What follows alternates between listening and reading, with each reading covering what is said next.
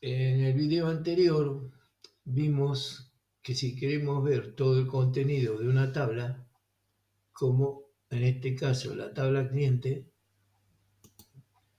tenemos que ejecutar una sentencia que es select asterisco from el nombre de la tabla.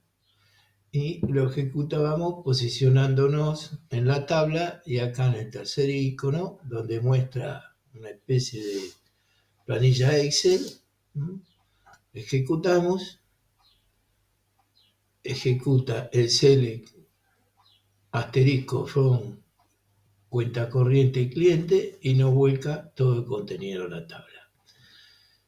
Yo les había explicado que la sentencia que se genera en el Workbench la podemos usar de ejemplo para copiarla sobre el SQL embebido y ejecutar la misma sentencia dentro del programa. Vamos a ver qué es lo que pasa. Tenemos el mismo programa donde decíamos el select en la clase anterior, donde le quitamos el where, que era para que encuentre un cliente determinado. Quiere decir que nosotros hacemos un select asterisco into y ponemos las variables donde queremos que deje los datos from cliente y quitamos el where. Quiere decir que esta sentencia tiene que barrer toda la tabla para mostrarnos todos los datos. Vamos a compilarlo. Es el mismo programa que en el video anterior. Vamos a ejecutar el resultado.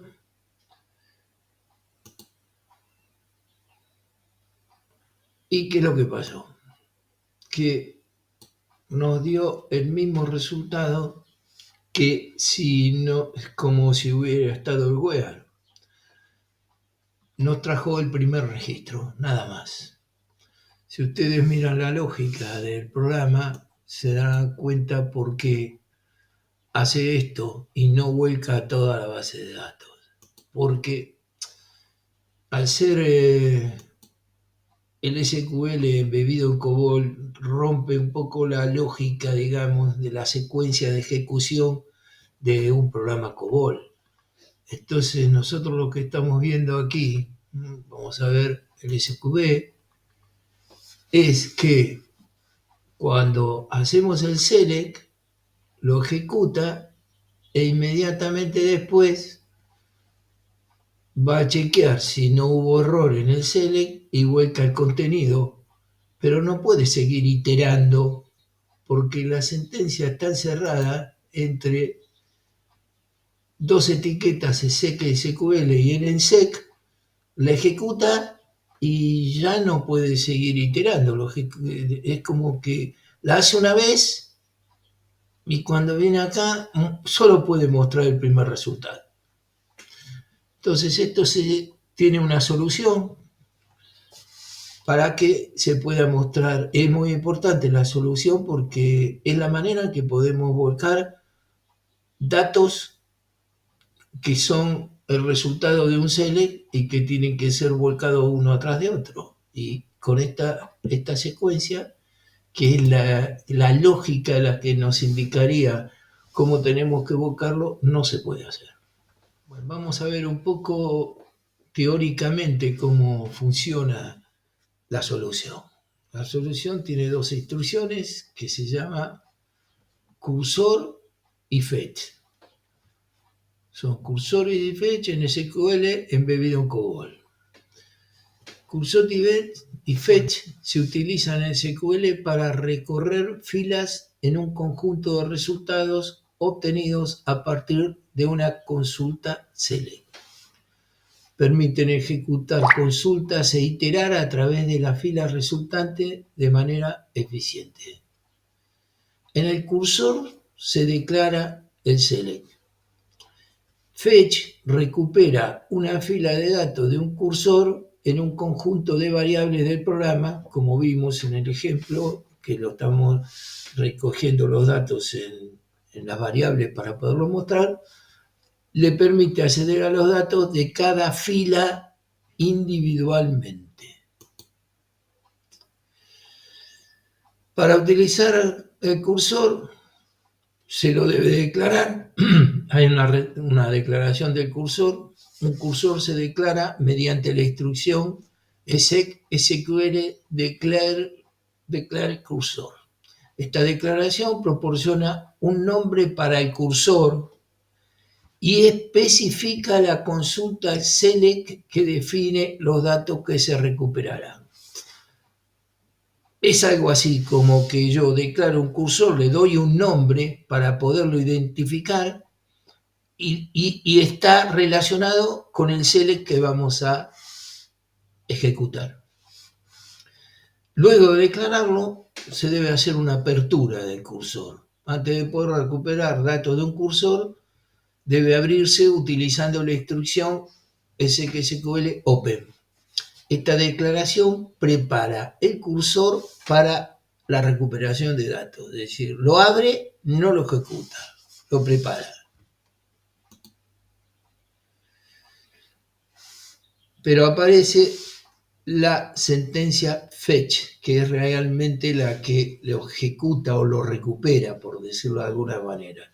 La instrucción SQL fetch recupera una fila de datos de la posición actual del cursor y asigna los valores a un conjunto de variables, bueno, tal cual como lo tenemos programado. Las variables deben definirse con tipo de datos compatible con las columnas correspondiente en la consulta select. Esto ya lo habíamos visto en el programa anterior. Bueno, vamos a ver un ejemplo sobre el mismo programa, lo vamos a transformar para que ejecute cursor y fetch. Antes de ver la aplicación del cursor, una aclaración. Alguno dirá, me mostró el primer registro nada más, yo podía haber hecho un perform until hasta que se termine la base de datos sobre el select del cliente, ¿no es así? Pero ¿qué pasa? Que va a traer siempre el mismo registro, pues va a ejecutar el select como si fuera la primera vez y siempre va a traer el registro número 1 y va a ignorar todo lo demás. Esa es la razón primordial por el cual hay que usar el cursor y fetch. Es decir, no puedo ir repitiendo siempre la misma instrucción porque el resultado va a ser siempre el mismo. Entonces, bueno, vamos a ver cómo se programa el tema cursor. Tenemos un programa muy similar al anterior, ¿no? Donde hacemos la conexión aquí.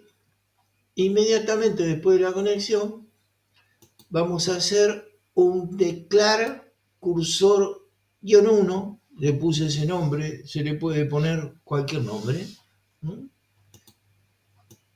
Cursor for, y acá viene la sentencia SQL que me interesa. En este caso vamos a poner nada más que select asterisco from cliente. Después vamos a ver otras posibilidades. Pero acá va cualquier tipo de select que nosotros hagamos. Entonces, la sintaxis, declar el nombre que le vamos a poner al cursor para que identifique que es ese tipo de sentencia, for, y acá viene la sentencia SQL que nos interesa. Luego, encerrado también en las etiquetas SQL, hacemos un open del cursor, es decir, un open del nombre que le hemos asignado en el declar cuando lo definimos. Y acá sí hacemos un perform a consulta until hasta que el SQL code no sea igual a 0. Es decir, yo vengo barriendo una base de datos, entre otros errores que puede dar, que en este caso no estamos controlando otro tipo de errores, sí lo que sabemos es que cuando se termina la lectura, es decir, que no hay más registros en la base de datos, el SQL code va a ser distinto de cero. Entonces, hacemos un perform a una rutina consulta hasta que el SQL code no sea igual a cero, perdón. Acá está la consulta, entra a la consulta y hace dentro de la etiqueta SQL un fetch. Fetch, cursor, _1, into, y acá declaramos todos los nombres de las variables, acuérdese, con los 2 puntos, bueno, este tema ya lo hablamos, donde me va a dejar los campos de la base de datos en el mismo orden que los estoy nombrando dentro de la sentencia fetch. Es decir, en realidad, lo que está haciendo es que por cada perform,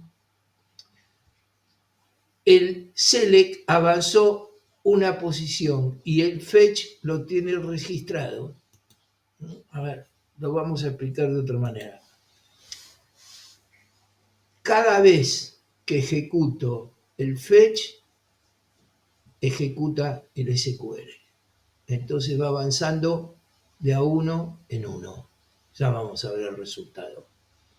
Cuando cada vez que el SQL code sea igual a 0, quiere decir que fue exitoso, que está encontrando registro, voy a displayar cada uno de los registros. Cuando termine de hacer el perform consulta, va a ejecutar un close cursor, hay que cerrarlo, si no lo cerramos no pasa nada, pero hay que cerrarlo y hay que desconectar la base de datos.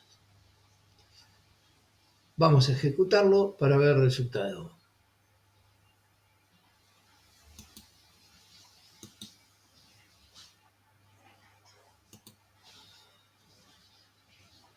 Bien, acá tenemos el resultado. Este es el primer registro de la base de datos y estos son los registros siguientes. El número 2, el 3, el 5 y el 8. Ahí está. Luego, cierra la conexión. Cierra el cursor, cierra la conexión.